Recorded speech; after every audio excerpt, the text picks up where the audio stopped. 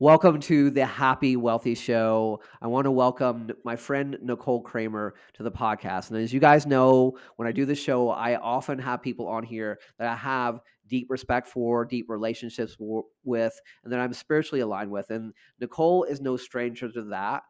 We actually jumped on a call together for a 15-minute intro. And about almost 90 minutes later, we were like, maybe we need to jump off this call. But I love to do my introductions for my people in unconventional ways. What I will say about Nicole is that she's somebody who's on a spiritual journey. And she's somebody who's really here to experience life and create amazing experiences. Not the least of which is how a math teacher all of a sudden is teaching math in one of the wealthiest places in America, that she somehow becomes a tutor to Arnold Schwarzenegger's kids, finds herself at the Playboy Mansion, then leaves teaching altogether to become the number one sales rep in a place that she's almost criticized for how well she's doing because nobody can actually catch her. She's also somebody who teaches people exactly what to say in sales conversations. So today you're going to learn how to experience life, how to take your life license and pay them forward, but also how to be a better human being in your sales conversations. Nicole, welcome to the show. I mean, what an intro. That was fun to listen to, Neo. Thank you for taking some of those really fun stories and weaving them together. That was cool to hear. And thank you for having me. I'm happy to be here. Yeah, it's a kind of a superpower of mine, right? So you know me. So I always sometimes give people a chance in the beginning of the podcast to tell the audience, like, okay, you got 90 seconds, Nicole. What do you want people to know about you? Well, I think you did a pretty good job of summing some things up, but and you're spot on, Neo. We had a 15-minute what was meant to be a 15-minute conversation, and it took on a whole new form, and now here we Mhm. are, and I'm so grateful that we're connected. And I think one of the reasons we are connected is because we're on spiritual journeys, and I would say that's something that I don't know, maybe 10 or 15 years ago I wouldn't have even understood if somebody had said to me that they were on a spiritual journey. And I think maybe that's what I want people to know is like be open to evolving as who you are in this world.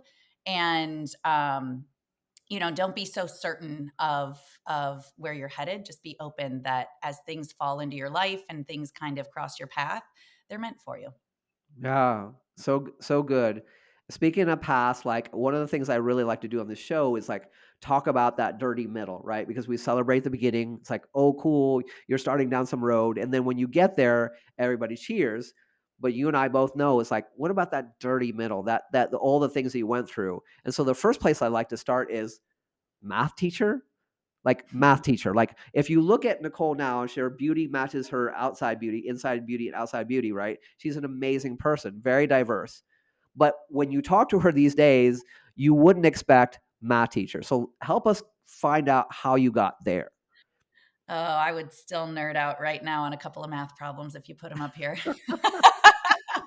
I like numbers. I like math. It was not a straight line to get to it, pun intended, I guess, not a straight line to get to where I was and where I am now. But I come from a family of educators. And so when I was in college, I went to college to play basketball. I mean, I was a scholarship athlete, and that's why I was there. And by my third year of school, they were like, okay, you actually need to decide on what you want to get a degree in. And I was like, oh, I got to do that thing. And so then I realized, I don't really know what I want to do. And I didn't. I still don't. I know a lot of things. I've done a lot of things, but I'm still like just constantly evolving and growing and available for it. And back then I just was like, I don't know. And like I said, I come from a family of educators. And so somebody said, well, why don't you just be a teacher and then you can do whatever you want? And that was my dad saying that. And I was like, okay. So I got my degree and started as a high school math teacher. And then 15 years later, realized, oh crap, I'm still doing it. And I didn't want to do it this long. So and it was great and it was wonderful and it was virtuous and I loved what I did. And like I said, I love math, I love numbers. And I really felt, you know, I guess just the altruism of being a teacher. Like there's something to be said knowing that you're impacting the lives of others. Right. And so I don't take that lightly. It was amazing, but it had also run its course and it was time for me to do something different and challenge myself. So after doing it for 15 years, I said, I'm going to try sales. I'm going to see what that's all about. And that was my next big jump, my next scary thing. Leaving a 15-year career was not necessarily an easy feat. It was scary. I had a lot of concerns about disappointing people. I had concerns about, am I going to be able to make it and do this thing? And I just went full on in it and figured it out. And I love, I always get very juiced by the fact and very inspired by the fact when people take on their own avatar and decide that they're going to deconstruct it and construct something new. It's huge. But before we go down, we open that sort of Pandora's box. Let's talk about Nicole, the person who lines up a lot of synchronicities in her life. Because that's the other thing about your story is that there are a lot of places where, something just happened. And you and I both know that I don't believe in luck. That's bullshit, Mhm. but there is a principle of frequency of alignment. So I mentioned it in your intro. Okay, so you're this math teacher, and how do you start tutoring Arnold Schwarzenegger's kids? Like, how does that happen? It's interesting. I'm gonna dive into a little bit of wealth consciousness with this for a second, because when I first moved to Beverly Hills, I was teaching and a friend came up to me. He was a fellow math teacher and he said, "Hey, do you do tutoring?" And I said, "Yeah." I was tutoring where I taught before. So I grew up in Ohio. I taught math in Ohio for a few years before I moved to Beverly Hills, and I was a tutor there. And he said, "Okay, great, because there's all kinds of people here who want to hire tutors. What do you charge?" And I said, "Oh, I don't know, like $15 an hour." He goes, "$15 an hour?" And I was like, or, 10 or whatever. Like, I immediately got nervous because I thought $15 an hour sounded way too big. He goes, "You won't get hired for that." I said, "What do you mean?" He said, "Nobody's going to think you're good enough at $15 an hour. People are charging $100 an hour here." I said, "$100 an hour is what people charge?" He goes, "Yeah." I said, "I can't do that." So I charged 50. That was my going rate. I said, "Okay, I'm going to charge 50." Nobody hired me. Nobody hired. He was right. Like, I wasn't charging enough. Nobody hired me because they didn't see me as, every other tutor was charging 100, 150. And finally somebody hired me and her son didn't show up and she never paid me. So even at $50 an hour, even when I did get hired, it didn't turn out. And so finally I was like, okay, I'm going to up my prices a little bit more. Finally, I got hired. I was at, I think, like, I don't know. I was just under 100. I couldn't do 100 for some reason. I think I was like at 85 or 90. I was like, I'll do 90. And the woman that hired me was incredible. Her two kids were both incredible. I tutored them. And one day she was like, "I really want you to meet my best friend." And um, she's got kids too, and her kids know what a great math tutor you are because they're great friends with my kids. So I want you to meet her. I was like, okay. So she takes me down the street to this store, and as we walk into the store, there's a book signing, and it's for Maria Shriver. And I'm like, oh my God, this store that we're going into to meet her best friend also has a book signing for Maria Shriver. And I'm like so excited because I like think I might get a glimpse of Maria Shriver, until I realize that this woman, Carol, is walking me straight up to Maria Shriver. We go right up to the table where she's signing books. And that's when it dawns on me, oh my God, this is her best friend. Oh my God. And Maria Shriver looks up and goes, "Oh, it's Nikki, the math tutor." And I was like, it's one of those surreal moments when I'm just like, what is happening? What It, is happening? it seems like that she could have mentioned beforehand that, oh, by the way, I'm going to introduce you to Maria Shriver, but like, I think maybe she thought I knew. I don't know. Again, it was a long time ago, and looking sure. back, like, her daughter was best friends with one of the Schwarzenegger girls. And so I think maybe she just I don't know. I don't know. Whatever it was, I was standing there, jaw on the floor, because Maria Shriver literally just said my name. Like, she knows who I am. And yeah, from there, one of her assistants took my name and number and she said, "I'll be in touch." And then about a week later, Maria herself called me and I couldn't believe it. And I happened to be on my way to Vegas that day with a bunch of friends. And I'm like, "Turn the music down. Maria Shriver's on the phone."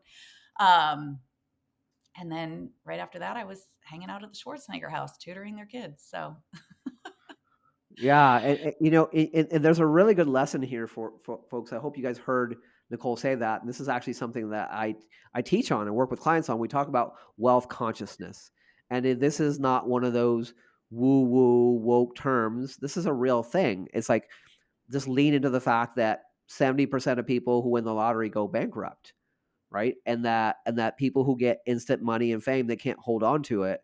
It's our ability to create a different level of being, understanding, knowing, and widening our container in a way that we can expand to create that. Because I'll just ask you up front and give you the floor to answer that. But really, what was the big difference in what you did when you charged $15 and $100? What was the difference, Nicole? Anything? zip. 0. And there you Well, go. 0 in terms of what I did. In terms of who I was, who I had to become, what I had to embody energetically, a lot was different. Yeah. Um, but when I first spoke those words of like $85 an hour, I still wasn't completely there energetically. I had to start to step into it. I had to become the version of me that could charge $85 an hour to tutor. And I had to believe it and I had to own it and I had to be it. And I think you and I have talked a lot about this, Neo. Like, there's this idea that once I have the thing, then I'll do the thing and then I'll be that person. And Yes. everybody thinks it's have and then do and then be. And it's exactly the opposite, which thank God it is. It's be, do, have. And all you have to do is be that person. And then you will do the things that person does. And then you will have the things, not just physical, tangible things, but you will have the experience, the life of that version of you. But you have to be it first. And I think that's the toughest and easiest thing in the world. Easy because all you have to do is start to energetically feel your way into that version of you. Toughest because that really is what it comes down to. And that means you have to be willing to shift your identity. You have to be willing to shake some things up and become a different version of you. And this is the thing that you talk about routinely in your Exactly What to Say course. It's like, we'll learn here in a little bit. And Nicole was like a phenomenal, phenomenal salesperson, like hands and feet above so many people. But I think the thing that both makes you really effective as a speaker and a coach in this area now, and somebody who also probably chaps some people's asses, is because you're unwilling to tell people, well, here's your script, just follow this format, and even though you teach exactly what to say, what you say over and over, and I've taken Nicole's course, is that it's who you're being in the sales conversation, right? And then this is this framework that I work with people a lot. Is like, I tell people, don't play the sales game, play the enrollment game. You're Yep. enrolling them in the highest version of whatever they want and what they want in their life, right? Not Yep. just future puking all over people. And trust me, guys, Nicole could have a separate 5-part episode on this if I let her unleash what she knows about sales. But let's kind of go down the road a little bit, right? In terms of like, okay, so you were having this career as a math teacher, you're teaching these um, Beverly Hills addresses, these 90210 people, right? Literally, like, hey, you're teaching them math, you're experiencing their life, you have these amazing synchronicities. And then you make this decision like, I'm not going to fucking do this anymore. I'm going to do something different. Like, lead us through like what spurred that and what did you do first to get out of the teaching role? Because I can only imagine the kind of free fall you were in with that kind of decision. Mm. Free fall is an understatement. You know what's interesting, Neo, is as much as I say I decided to go into sales, the decision was being made for me every step of the way because I couldn't stay where I was anymore. The universe is always speaking to us. It's always nudging us. It's always whispering at first, and then it's nudging us, and then it's speaking a little louder. It had been trying to communicate to me for a while that where I was not where I was meant to be anymore. And I was so scared that I kept staying there. I kept staying where I was. It felt safe. It felt secure. It felt like the known. And so even though my soul did not want to be where I was anymore, my ego, my body was like, just figure it out, white knuckle it. And it got to be so miserable. And I know that sounds dramatic, but I literally had a friend who came to me. He taught math with me, and he said, I hope you don't take this the wrong way, but if I were you, I would kill myself. Whoa. Whoa. I said, I'm not sure what other way to take that. But what I knew in that moment is this is going to sound weird. I felt seen. What I was going through was so challenging and was so difficult. And I was resisting what the universe was trying to move me towards. And I was trying to stay where I was. And, without getting into too many details, it just was a really challenging time in my life, professionally, personally. And what he meant by that, he wasn't saying like there was nothing I had done wrong. There was nothing. It was literally like I was just fighting to stay somewhere where I didn't need to be anymore, didn't want to be anymore. And And I was let's just take a quick pause on that for a second, because that is such a mic drop moment, like, in this. If you guys will allow this, what Nicole just said to you, teach you and inform you and transform you, it's like, how many times have we had interactions in our life where we really see somebody, but we don't take the time to just not edit and get our fucking ego out of the way and just go, you know what? Out of love and respect for this other human being, I just need to witness you. And instead of trying to change you or give you a book or fix you, he was just saying, "Look, I see you." And really, that's the biggest part of what we're here to do on this planet. And as Nicole will tell us later in how she teaches people sales, that is a huge part of sales that people just do not get. So that was, I want people to rewind that and hear that. That's amazing what you said.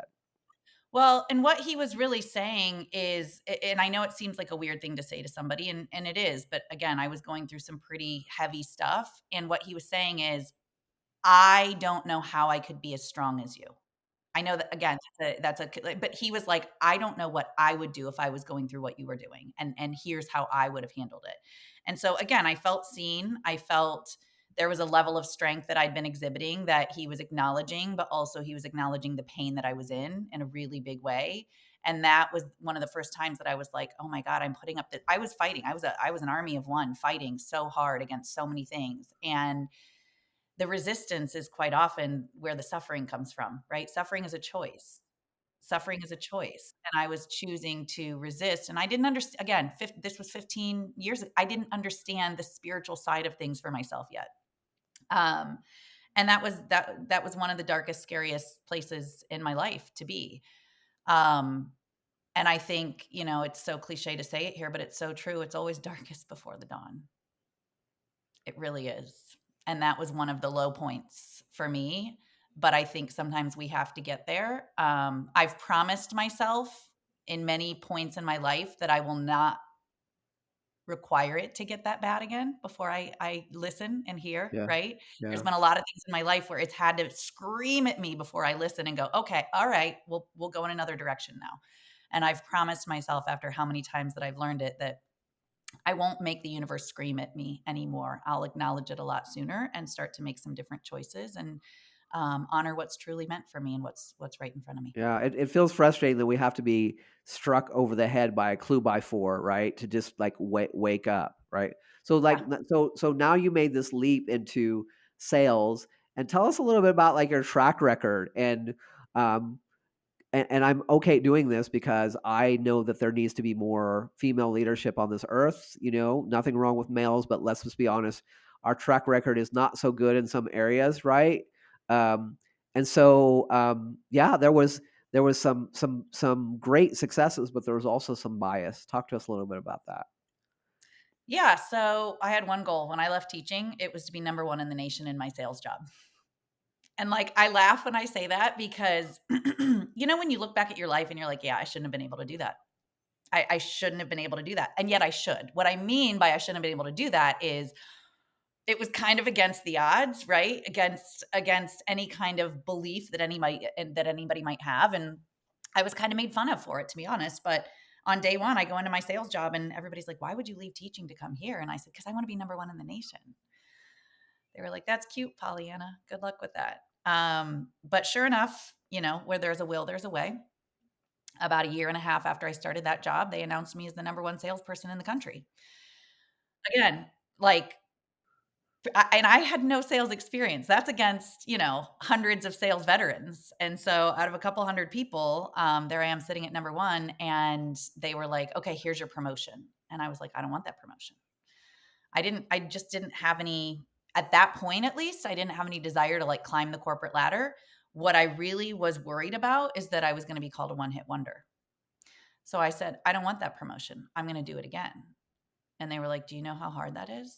And it was like a, hold my beer kind of moment. I was like, watch me. And and I did. And I did it a second year in a row. And what I now know, and you and I've had many conversations about this, Neo, I wasn't actually chasing number 1. I wasn't chasing the success. I was chasing what I thought I was gonna feel when I became number 1. I was chasing what I thought that success was going to bring to my life. I thought the angels were going to sing. I thought, sure enough, there's gonna be fucking fireworks lighting up the sky when I become number 1, and there's gonna be a whole celebration. And then I got there, and I was like, "So when do the angels start? Yeah. And And they did when's the fireworks show?" And none of it was happening. And while I'm proud of my success and I love everything that I did and who I had to become to create it, I'm also happy that it didn't feel the way that it did because that was really truly the start of my real spiritual journey. That needed it's you said it a minute ago. I needed to be whacked over the head like that. I needed it to hurt that bad. I needed something that I thought I was chasing the external. Again, for another time in my life, I was like, something outside of me is going to complete me. Something outside of me is going to make me enough. Something outside of me is going to make me love myself so that everybody loves me. Something outside of me is going to make my life worthwhile. And then when that thing outside of me that I was so sure was going to make it happen didn't happen, all the money in the bank, all the things, everything. I had everything. I had everything. When I was a teacher, I had a list of all the things that were going to make me happy. And like when I was a teacher, I wasn't living the life I wanted. I was in debt. I didn't have a condo right by the beach that I wanted. I didn't have a dog. I didn't have any of the things. All those were on my list. I achieved every single one of them and felt lower than I'd ever felt, even without those things. and, And that's a scary place to be. yeah, and let's talk about that moment. And this is a thing that this is why I have the whole wealth matrix, right? Because wealth is connection, fulfillment, worthiness, relationships, impact. These are the things that people want.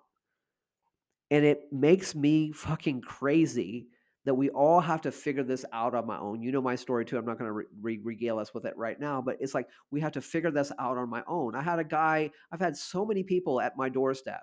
Oh yeah, in 9 months I got my G wagon and I was hooking up with a girl every other week, and I went to parties. And then at the ninth month, I was standing at the edge of my balcony, wondering if I should jump. Yep. And this happens so much, and we know. And I just want to be clear with the listeners right now: we're not saying don't create big, amazing things. What we're saying is that if you can't be enough, it never will be. You want to enjoy your life at a level that is insane. You want to give the spiritual being in a meat suit the experience that it's looking for. But what it's really looking for is to experience itself at another level as worthy and connected without additional tethering. That's it. It's looking to experience itself in a different way, in a new way. And I think, this idea that like success is going to bring this feeling. Success is a feeling, it's not a destination. And you don't get to a certain point and then all of a sudden, because you're there at that destination, you feel a certain way. You've got to start feeling it now. You've got to start to be aware now of where all of the success, all of the things that you can be grateful for in your life. Can you be grateful for them now? Can you feel it now? And I think this idea that something outside of us is going to bring a feeling to us, like you said, the G Wagon, the women, none of that did it. And then here he is standing on this ledge going, oh my God, should I just end it all? And I have that same story, right? Here I am 2 years in a row being number 1 in the nation. And I was like, I know why people kill themselves. I get it. I was right there. I had the feeling of what anybody feels like. It's the lowest I've ever been in my life. It's the scariest place I've ever been. Thank God. The only thing that I knew for sure is that I didn't want to take action on it. Yeah, I knew that. thank God. Thank God. Yeah, 'Cause you're a good and friend.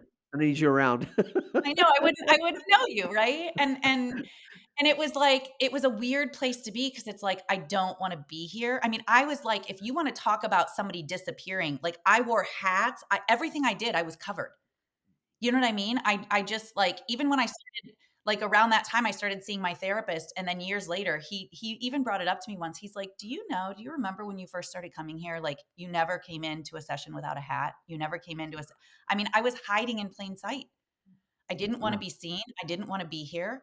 That's a scary place to be. And the only thing I knew is I had this little voice. It's going to make me cry right now, but I had this little voice and it was like, God still wants you here. There's something else here for you. There's a bigger Mm, message and mm. a bigger purpose. And that's why you're here. And so step by step, eh, foot by foot, it was like I just started climbing out, and I didn't know I was climbing out. I didn't know.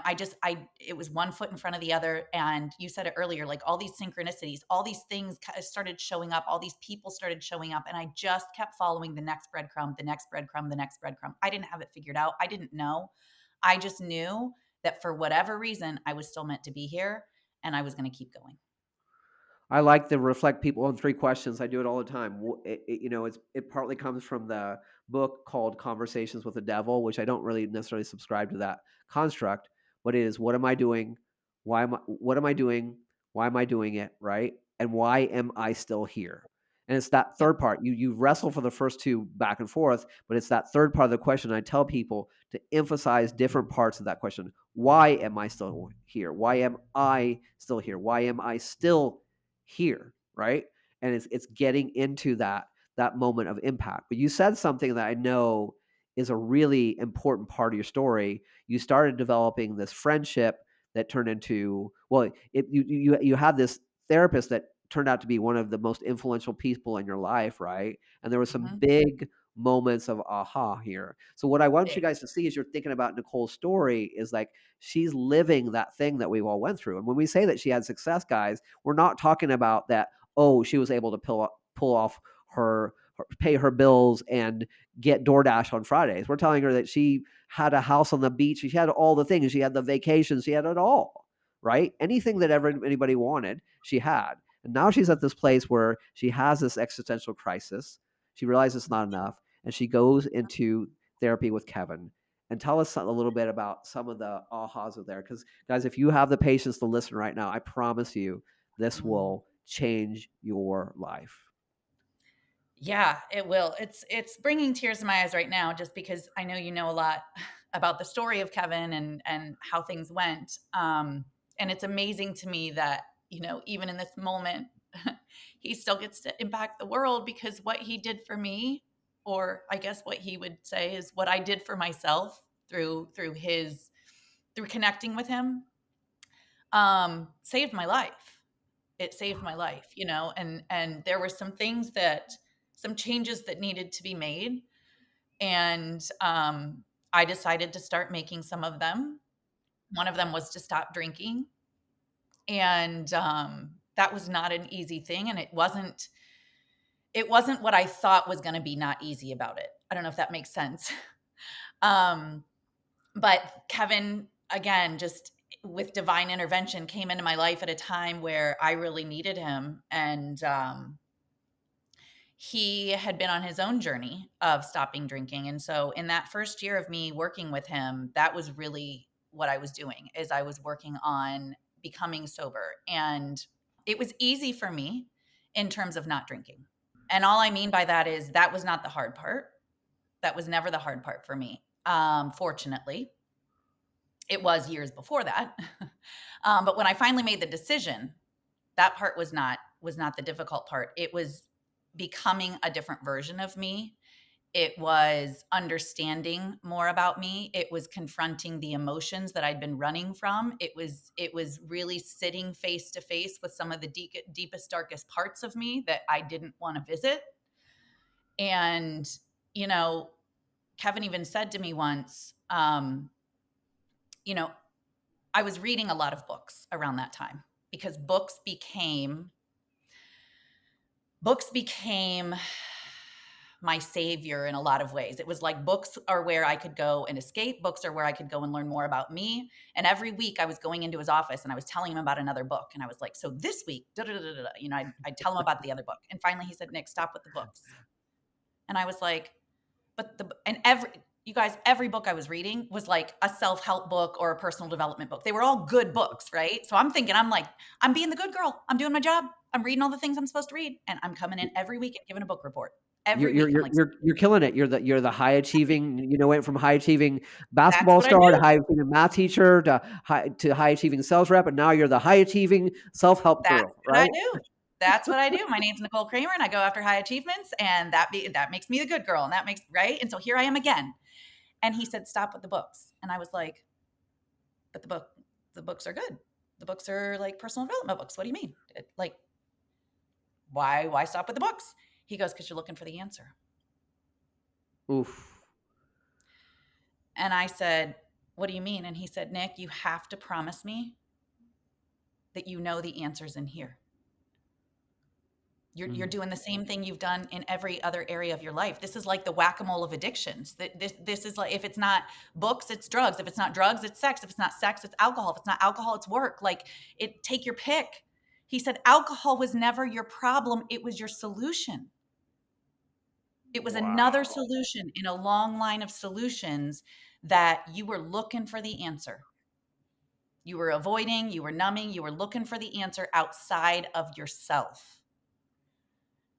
And here's what I said next. I said, "So I can't read my books anymore?" I was still, and I heard everything he said. But what I heard is, "Oh my God." So, and he said, "Nick, you can read your books as long as you promise me you know the answers in here." And like, And I it can't tell you how many times he probably said that to me in the 7 years that I saw him. The answers in here, the answers in here, the answers in here, the answers Mhm. in here. And if there's nothing else that anybody hears in our conversation today, Neo, I hope that they all know they have the answers. I mean, if you didn't get a spiritual gut punch right now, what she just Nicole just laid down, you're not living. You're not alive. You're not present in this conversation. And I'll just tell you, like, what I teach. Like, people think mindset's up here in your head, but mindset, 80% of mindset's in the body. And this is the brain will lie to you all day, but the body will tell you the truth religiously. And that's how you guys know what Nicole said was the truth, because you feel it in your body. When somebody says something to you, it's like, oof. And when she just said that about like the idea of where the answer comes from, and it's so funny. We're always so synchron. We always are so have so much synchronicity between the two of us. But I literally have been telling people lately. I said, if I had to summarize my coaching in one word, it's in. In. Mm, That's it. In. yeah. I love that. Yeah. Everything's there. Everything's there. Everything's there. Even when I don't believe it, I know it, that everything, like, because we go through challenges and we go through struggles, and there's times where I'm like, the answer's in this strategy. The answer's in that person. The answer's in that book. Like, I still go through it. It's so easy to lose sight and to lose our connection with ourselves. Like, there's three things you want to be connected to every single day. And first, it's your creator, it's your source, it's the universe, it's Buddha, it's God, it's whatever you want to call it. You got to connect there first, and then you got to connect yourself. And then you got to connect to the world. And if we're not connected, that's exactly what's going to happen. We're going to start thinking that this pen is going to be the reason that I'm going to be a good writer, or this new chair is going to be the reason that I'm going to be able to write those emails and write it. Like, we start Yeah. looking outside of ourselves. Yeah, don't forget about the 42-page PDF or the funnel that you can download or the swipe files. Those are the answers. I mean, guys, That's the systems answer. only work. Yeah, systems only work if you do. Nothing wrong with systems. I love systems. They can help you out, but they only work if you do. Now, I mean, I have a little bit of foresight into the story, but I know that like a lot of your life is sort of a made for TV movie because people move in and out, right? But tell us about the moment. Like, I just want to set it up. Tell us about the moment about how to be happy, right? Mm. And what Kevin said to you. So I'm going to make it through without crying. I This was years later. This was years after that initial year of me working with him, and really, on my journey of sobriety. And I don't think that ever really stops, right? We're always learning more about ourselves. We're always facing new things on that journey. Um, and I had gotten to a place where I felt really stuck. And this was November of 2022. And I knew a session was coming up with him that day. And so I was like, okay, I'm just going to talk to him about this. I'm feeling stuck. And so I said, Kev, I'm feeling stuck. I don't know what to do. I don't even remember. I don't remember what I was feeling stuck about. Neo, at the time. It just, I wasn't happy in my life. I wasn't happy with how things were going. And I just felt stuck and scared and in fear. I said, Kevin, I feel stuck. And he said, Nick, you're stuck because you want to be stuck. He said, you'll get unstuck when you get tired of your own shit. And I sat there and I was like, I know he's right, but what the fuck? And he said, listen, there's nobody coming to save you, and there's no knight in shining armor, and there's no happily ever after. There's happily here and now. And if you don't get that, you're fucked. And I mean, I just burst out and I said, I'm going to write that down and then we're going to talk about it. And I wrote it down, and I still have the sheet of paper where I wrote it down. It says November 11th, 2022. And I wrote everything down. There's nobody coming to save me. There's no knight in shining armor. There's no happily ever after. There's just happily here and now. And as if he needed to prove that to me, 6 months later, he died. He was only 52 years old. Like as if I needed an extra level of that lesson. But wow, that left a mark on me. Because one of the things that Kevin always said is, I didn't need anybody. There's nobody. I didn't even need him, right? Like, I was always like, thank you so much. Like, you've helped me so much. And he's like, Nick, you attracted me into your world. Everything that you're so grateful for, like, you're the creator of it. You're the one that attracted it. I wouldn't be here if it weren't for you. I wouldn't have said any of the things that I've said to you if it weren't for you. You actually attracted every single piece of this into your world, right? He never took credit for it because there was no credit for him to take as far as he was concerned. And he always said to me, you don't need people, you don't need anybody. The answer's in you. And about maybe 5 or 6 months before that happiness conversation had happened, I had said, I don't remember what I had said, but I have a big, what I call success team. I had a lot of coaches, a lot of mentors, and I still do, and I love them. But what had happened is I was outsourcing my own agency Mm. to the degree where I couldn't make a decision for myself and I had invested so much in all of these people, all of these experts, and they were all wonderful. But I wasn't asking myself any questions. I would get a good idea for something, for like a new launch in my business, and I'd be like, ooh, I need to go talk to Megan about this, or let me talk to Liz and see what she thinks. And one day I was telling Kevin about this idea, and I was like, yeah, I want to run it by Megan and see what she thinks. He goes, Nick, you're outsourcing your agency. Like, you got to trust yourself. There's nobody that has your answers, right? And so as he pointed that out to me, I realized, oh my gosh, I'm never really asking myself. I'm always going outside of myself. Here I am again, looking outside of myself for the answer. And so what I decided is to just organically let everything end. Any container that I was in, any coach that I was working with, I just let it all. Nothing was wrong with any of them. They were all wonderful. But I thought, if I don't take back some of my own agency here and start to learn more about what my thoughts, my feelings are, how am I ever going to trust myself? And I decided to keep one person in my life, Kevin. And when I made that decision, it was April of 2023. And he died in May of 2023. And I thought, really, universe? I decided Wow. to keep one person. But again, that was another, even in his death, he taught me a lesson. You don't need anybody, Nick. You Yeah, don't and need anybody. it's such a beautiful story, guys. This is one of the more powerful podcasts I've done because Nicole's story is so amazing and so poignant. And the idea that we just need to reclaim our own agency is beautiful. And we do. We lose our way. We lose our way when we put our way inside of everybody else. And you can once nobody's in your way, then you can know your way, right? Because that's where we get lost. But some of the things that you said in your life story were really phenomenal. And one of the things you talked about was running from your emotions. So when we talk about how do we give up our agency, I'll just tell you guys, that is one of the first ways that we give up our agencies is that we run from our emotions. And most of all of human behavior, actually, even I think Neville Goddard said this, he called it think feeling. There is no thinking without feeling. There's not even seeing without feeling. Your things that you see are thoughts pass by your thoughts and your feelings. You're not even seeing what's out there. You're seeing what you're feeling. Take that in, right? So when we talk about people are lazy or they're procrastinating or they're doing something, Most people are just trying to avoid unwanted emotions. But the second thing that Nicole said that I'd like you guys to hear is that she talked about this idea when we call it reclaiming our agency. I just wanted to drop a tidbit on you. Most people talk about manifestation, but they don't understand that you're working for attraction rather than from attraction. How does it look to other people? How can I look good? How can I say I'm manifesting, but really I'm just trying to satisfy my own ego?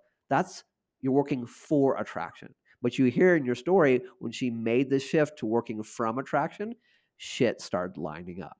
It always does. It always does. When you get connected, because when you're embodied in that energy, things here's the thing, things are always showing up, regardless of what energy you're in. Things are showing up, things are crossing your path. You're not seeing them when you're not connected. They're still there. They're still there. You're just not seeing them, right? It's like one of my favorite quotes. I know you and I've talked about this before, but in Happy Pocket Full of Money, really great book about the Mhm, the quantum relationship really of money. And it's like the wealthy you and the non-wealthy you both exist simultaneously. mhm. The one you're experiencing is the one you believe in. So it's all here right now. At this very moment, instantaneously, everything is here at the exact same time. The wealthy you, the non-wealthy you, or whatever version you want to talk about, right? The happy and in love you, or the not, or the single and not happy and in love you. It's all here at the same time. What you're seeing is what you're available for, what you're on the wavelength for, what you believe in, what you energetically embody. And if you're not connected, you're going to miss a lot of it. Man, so well said. So now you're doing your therapy with Kevin and you decide to there again, and this is why I know that we're friends, is because you've burnt your life to the ground many times. And I think this Mhm. is the thing that people don't want, even the pursuit of wealth. It's like, fuck, I don't want to let go of anything, right? But I Mhm. see so often that entrepreneurs, people in business, they can't receive anything new because their hands are full of the past. So now, once again, you leave a sales career and you leave it all behind from being number one to having it all to now free falling again, right? Because Nicole Kramer's life wouldn't be Nicole Kramer if she wasn't free falling somewhere from one place to another, right? We've talked Right? about this. It Yep. sucks, but it's true. And Yep. so, how do you go from there to what you're doing now? Well, after you get to a certain place successfully and people recognize that and see that, they start to say, "Hey, can you show that to me? How did you do that? Will you help me?" And so it kind of just happened. Here's what I tell people. I spent 15 years teaching math. And then I went into a sales career and became number one. And when I had all this success and people wanted me to show them how I did it, the teacher in me reappeared. It was like exciting for me to have something to teach people. And I thought, well, what good am I if I can't help others achieve the same thing, right? This wasn't about just me achieving and becoming number one. It's like if I can help others do this, awesome. And that's exactly what I did. And people started to become like I helped teach somebody that became number one in the nation, just like me, somebody that became number three, number six. Actually, the woman who became number one in the nation, she took the job, the promotion that they offered me that I said no to. And she took it from an outside company, and she was new. She didn't know anything about our company or how to do what we did. And so I said, let me help you. And so I trained the woman who took the promotion that I turned down, and she went on to become number one. Those were fun things for me to do because I was helping others. I was serving, right? This emptiness in me of like, oh my God, this number one, this success didn't complete me the way I thought it would. Yeah. But what did help is helping others. And I think that's always the answer. Side note, whenever you're in a funk, whenever you're feeling off, whenever you're just feeling stuck, whatever it is, go help somebody. Just go help somebody. Get the fuck outside of your own brain, outside of your own, go help somebody.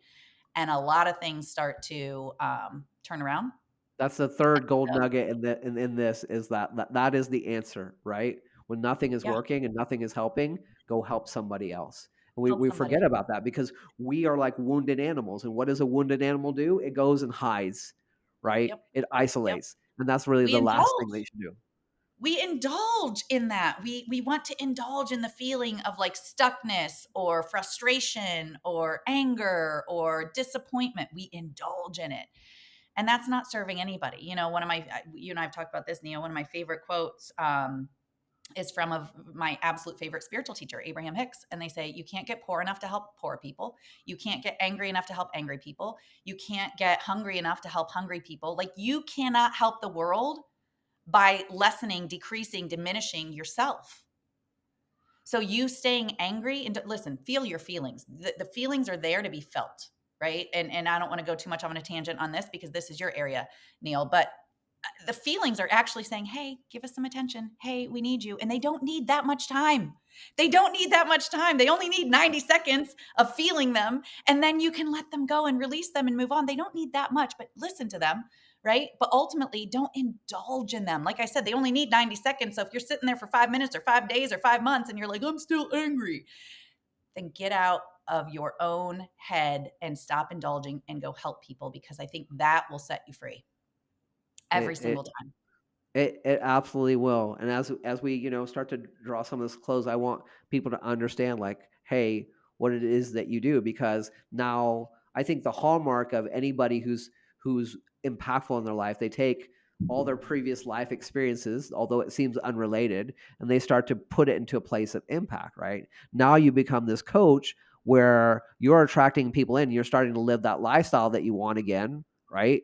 But you're living it from a place of impact, and you're showing people, like, hey, you can be an amazing person, and you can sell more in your business and be a better human being, right? And you come into this exactly what to say methodology. Again, another synchronicity alignment for no credit. Remember, here's this person who's spoken in 50 countries, has a book that sold 50 million copies, and all of a sudden she's in the back pocket.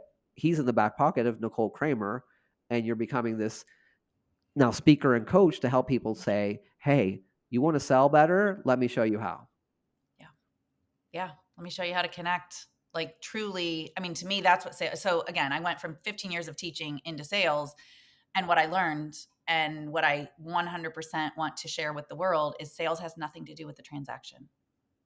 And that's why what I do now is so, to me, so important and so impactful to others, is it takes away this idea that selling has been beaten into our heads as like a bad thing, and people are slimy and pushy and salesy, and selling is a transaction, and selling is about taking somebody's money. And it doesn't have anything to do with any of that. Sales is a relationship. And I learned that because I'll tell this quick story. When I was interviewing for a sales job, my first sales job after teaching for 15 years, I was so nervous that I was going to be told that I didn't have experience and therefore they couldn't hire me. And that's exactly what I was told. The guy said, you don't have experience.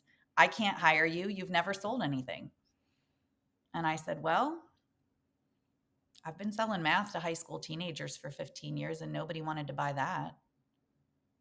That's exactly how I said it. That's exactly how I delivered it. And I didn't have it planned. It just kind of came through me. And when I said it, he goes, oh my God, that's good. You know what? That's good. You know what? Will you do a 30, 60, 90-day business plan? I was like, yeah. He's like, will you go on a ride along with one of my guys? And I'm like, yeah. He's like, you did a good job. He's like, I'll be in touch and I'll set up this ride along. And I walk out of that office and I'm like, I call my friend. I'm like, what the hell's a 30, 60, 90-day business plan? Because I just agreed to something that I have no idea.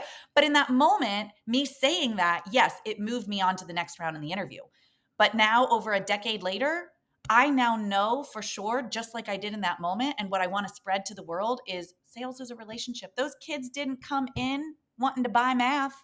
They weren't sharing credit cards with me saying, hey, here we are. Then nothing about it was a transaction, but it was a sale, because they were influenced in a way that made them want to do something that maybe they didn't want to do or didn't enjoy, because what they ultimately wanted was to graduate from high school. So I had to figure out a way to get them to do something that helped them achieve that goal.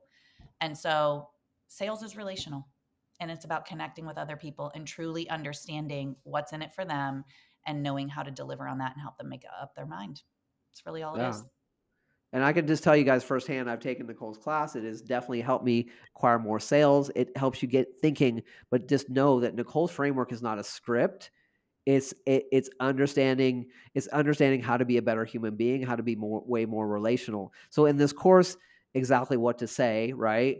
I think one of the things that is the superpower of taking it from Nicole is that she teaches the stuff, but she also is the queen of reframe, right? And so, just to give you a little example so that you guys connect with her more, which you should, if you're looking to create more sales, create more impact in your business, right?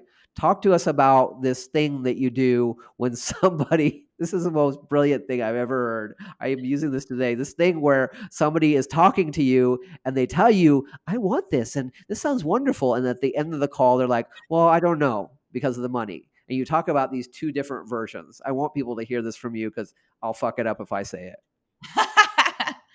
um, well, you said something earlier that I'm going to bring up. I don't think we're ever selling anybody on anything other than themselves. Wow. And what you said earlier is like, something along the lines of like, we're really just seeing each person for who they really are. And what I like to say in the sales process is I go in seeing the highest version of them. And I'm there to take a stand for that. I'm there to call them up. Not everybody's ready to be called up. Not everybody is ready to ascend into their highest. They all know it's there. We all know it's there. We know it's there. We are constantly evolving, growing beings, right? But some people just, it's like what we said earlier, they can't see it right now. They're not on that frequency. But for the ones who are in a conversation like that, you can have a lot of influence through really connecting them with that. And all you're really ever doing is selling them on themselves. And so when somebody has said, I really want to do this, I know that this is what I need, like you can hear their truth. They say it.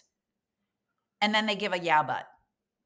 Then they give all the reasons, right? It's the same thing. If I were to go way back, when I was a teacher, I had all the reasons, Neo, why I couldn't go into sales. I had all the reasons and they were so fucking justified. They were so practical and responsible. I couldn't leave a 15-year career.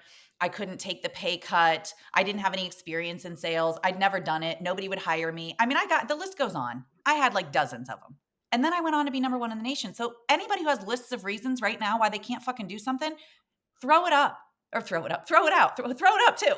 Get it out of you because we make all these reasons and we make all these things for why we can't do something. But really, what we're actually denying is the truth because we know we really want to do it. And so the question I like to ask when somebody's like, I really want to do this, but I don't have the budget, but I'm scared, and I'm not going to tell them what to do because that's not my job. I don't ever want to be in a place of like, that's why, like you said, I don't even tell people scripts. I'll tell you what to say. We'll practice it. We'll rehearse it. We'll learn the lines that really are impactful and effective. But I want you to still trust yourself that you're going to know what to say in that moment. And so, what I like to say to people when they're like, I really want this, I'm just not sure if I can afford it. I'll say, I'm hearing that there's two versions of you right now. There's a version of you that really wants to do this, and there's a version of you that maybe is a little unsure or scared. Which version would you like me to support right now? So good. So good. Because I don't So ever good. want, yeah, I don't ever want, like, I want someone to make an empowered decision. And what I mean by an empowered decision, that's either an empowered yes or an empowered no. And I'm grateful for either one because if you give me an empowered no, then we're both clear. This was not the right fit. If you give me an empowered yes, then we're both clear. This is the right next step for you. But the last thing I want is for you to say yes when you meant no or no when you meant yes. If I let somebody say no to themselves and they get off that call, have I really served them? No, I let them buy their bullshit excuse that they've been given to themselves for years that's kept them in the same place. I've had sales calls with people a year after we had our first sales call. And guess what? They were in the same damn place because they were still selling or saying the same thing to themselves. They were still buying their same excuse. So I think that's how we have to look at sales conversations too. And when we ask questions like that, it's really like, hey, I'm hearing two versions of you, one that's scared and one that's not. Who do you want me to support? So good. That's so good. And this is exactly, guys, why you should connect with Nicole. She's not only coaches on this with exactly what to say, she's also an amazing speaker on this topic as well. So as we bring here things to a close, I want to give people a chance to connect with you. How should they connect with you? Like if they want to know more about what you do, how you can help them with their sales mindset, how they can help their teams. Yeah, I spend most of my time on Instagram and LinkedIn. Would love for somebody to, wherever you hang out, whether it's LinkedIn or Instagram, reach out to me. I have a free gift I'll be happy to share. It's a list of 23 questions that will help you make more sales, and would love to hear who you are and more about you. Awesome. Well, Nicole, I definitely want to have you back. I want to talk deeper about some of these sales nuggets. I think the audience would really enjoy that. So I'll ask you the sort of final question I ask most people, right? If you were have the opportunity to stand in front of 17-year-old Nicole, right? Knowing what you know now, what would you say to her? I would say to her, I mean, so many things. Just do it. Just go for it, and you have the answers. You're already enough. You're already like, so much of me wishes I could go back to that 17-year-old self and live my life from a place of enough. So that's probably what I'd say to her. Like, you're ready right now. You're already enough. Yeah, and there it is, my friends. Well, Nicole, thank you. Thank you for being on the show today. I know this has been invaluable for people, and thank you guys for listening to the Happy Wealthy Show. And always remember that the best part of being wealthy is being happy.